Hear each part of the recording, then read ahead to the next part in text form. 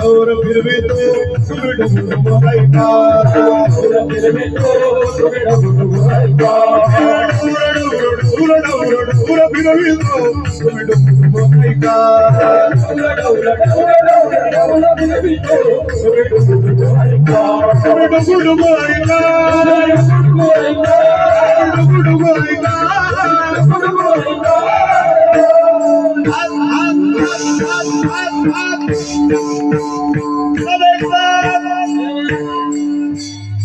तो तुम्हाला हातवरती करायचं करा ना सब एक साथ पिंगला महाद्वारी